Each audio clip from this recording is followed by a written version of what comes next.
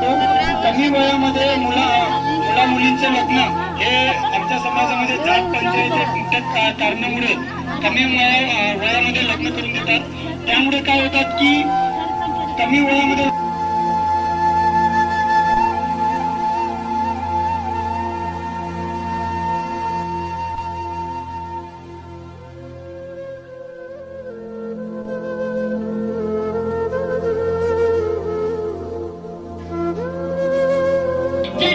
माझ्या आजाचे एवढ्या वर्षांत पावते आहे माझ्याजवळ तरी असे म्हणते पण गाव होतच नाही तर आमचा पारधी समाज आहे तर मग गावचे का बरं पट्टे आहे आणि आमचे का बरं नाही पारधी समाजाचे सांगा बरं। या गावातील रहिवासी आहे। माझं वय 30 वर्ष आहे। माझं एज्युकेशन ग्रॅज्युएशन झालेलं आहे, 15वी झालेलं आहे। घरकुल नसते मिळत, पट्टे नाही गावातील आणि कोणते शौचालय वगैरे काहीच दिलेलं नाही। आता आम्हाला एवढे काही जे काही आमच्या शाळेमध्ये जे काही आमच्या पारधी समाजाचे टीचर पाहिजे आम्हाला आणि आम्हाला तिथे ज्या शाळेत आहे ना झाले माझ्या लग्न आले माझ्यापाशी सरप तिकीट नाही आहे लग्न झालं तेव्हापासून मला आधार कार्ड नाही हाय माझ्यापाशी काहीच नाही वैजना होत आहे लाडकी बहीण काहीच नाही आमच्या बेडमदी पोराले खासगी काहीच नाही आहे गेली होती तर वय कम आहे म्हणे तुले नाही भेटत म्हणे 2 वर्गाची माई झाली म्हणे तेव्हा हे जो म्हणे गेली मी 2 पोराची माई घालून गेली तरी ते म्हणे नाही देत म्हणे दोन मुलं होईल त्याच्यानंतर त्याचं बरोबर बोलले दे कारण की त्याचं वय कमी वयामध्ये झालेलं आहे, बालविवाह झालेला आहे आणि त्यामुळे त्याचं विवाह नोंदणी झालेली नाही आणि नंतर बहीण योजना नाही मिळत, त्याचं पतीच्या नावाने आधार कार्ड नाही झालं। याचं कारण तेच आहे की कमी वयामध्ये लग्न झालं म्हणून तिचं सर्टिफिकेट बनलं नाही। दुसरी गोष्ट म्हणजे त्याच्या मुलांना ते आता वडिलांच्या नावाचे आधार कार्ड बनवायला त्रास जात आहे। ह्या सगळ्या गोष्टी आपण काही वेळ समाजाने जागरूकता निर्माण केली आणि प्रौढ विवाह केलं तर कालांतराने ह्या आपल्या ज्या समस्या आहेत विवाह नोंदणीच्या ह्या संपतील आणि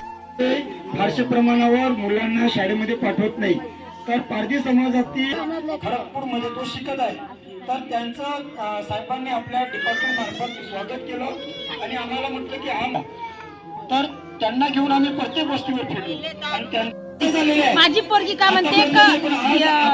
विरांगी आणि सीमा ह्या 2 बाया ताई आहेत अंगणवाडीच्या तर ते शिकवत नाही तर मी कशाला जाऊ शाळेमध्ये मी जात नाही त्यामुळे माझी पोरगी अंगणवाडीत अजिबात जात नाही म्हणे दुसऱ्या शाळेत कोणत्या बी टाक पण मी अंगणवाडीत जात नाही घरीच राहते आज आहे घरी